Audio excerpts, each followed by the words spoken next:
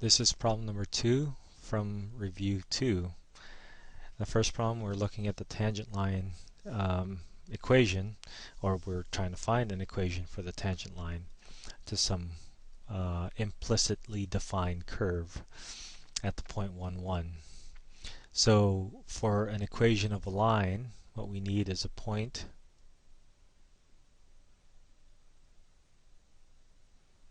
and a slope. So we have the point here. We need the slope.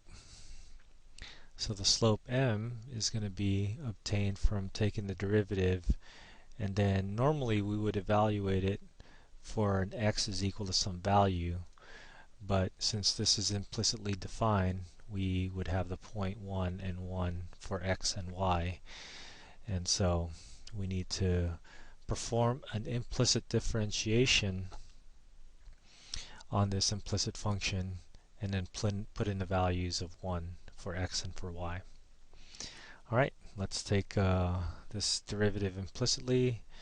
So with respect to x, let's denote this as our step where we're taking the derivative, d dx, and the derivative of this is going to be 3x squared.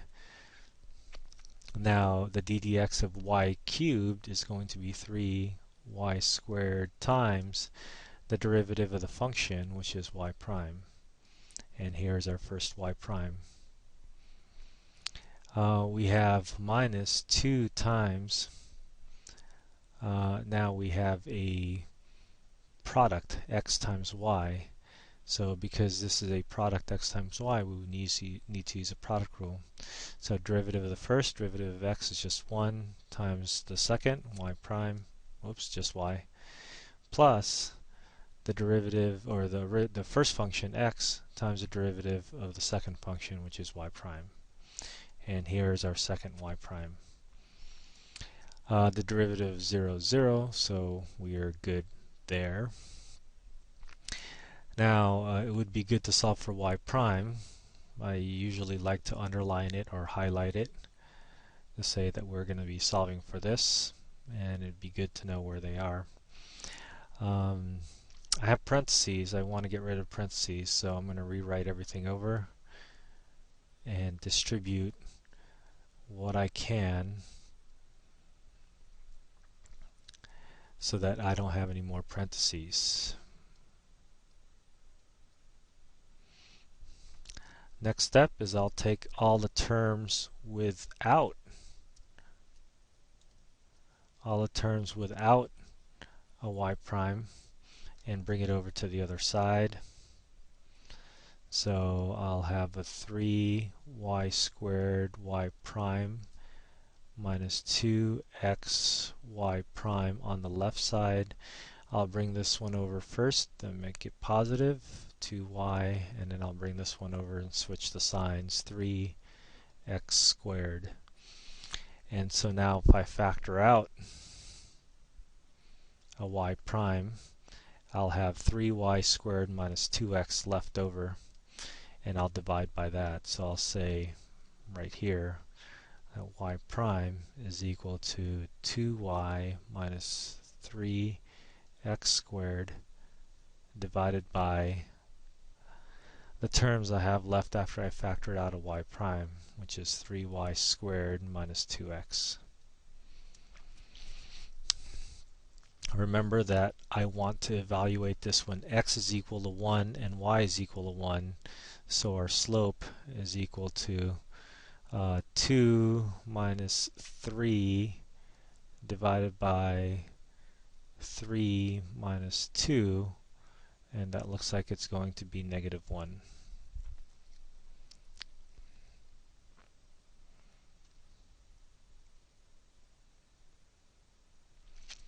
So now that we have this slope, let's go back to our original question. We have a point and a slope, so the equation of the line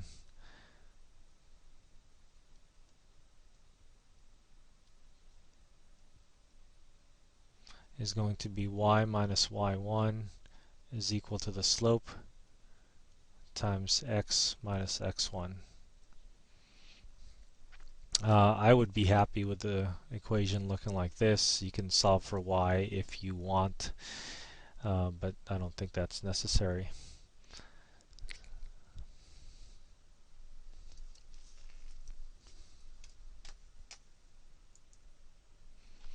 For the next problem, we are asked to consider this function, which is a piecewise function.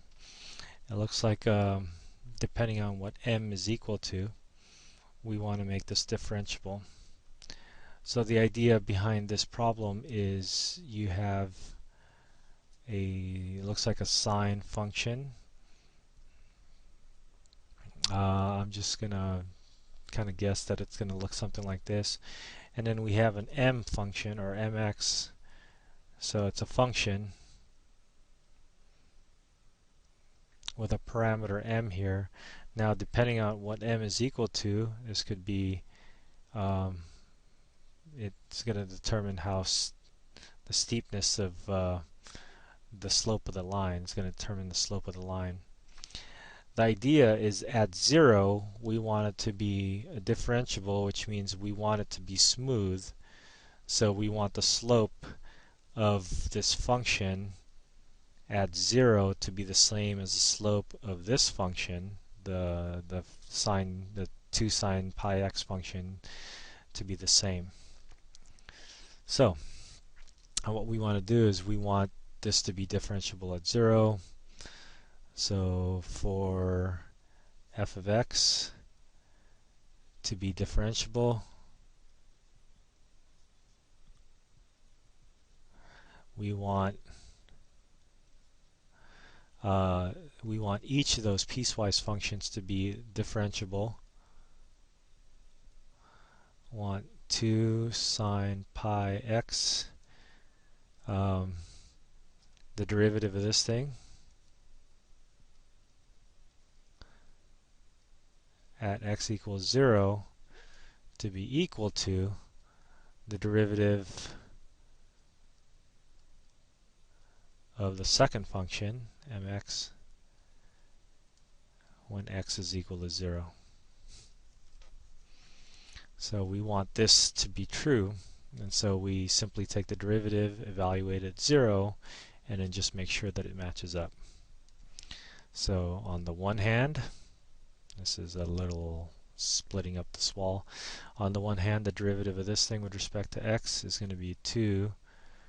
The derivative of sine of something is the cosine of something times the derivative of the inside, which is pi.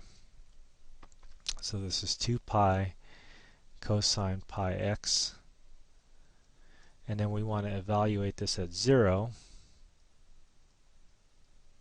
And then the cosine of 0 is 1, so this is just 2 pi. Now let's take the derivative of this side. The derivative of this side with respect to x is just m, and then the derivative of x is 1. So we would initially want to evaluate this when x is equal to 0, but there are no x's. So this is just your derivative. Well, it looks like our m has to be equal to 2 pi. And if m was equal to 2 pi,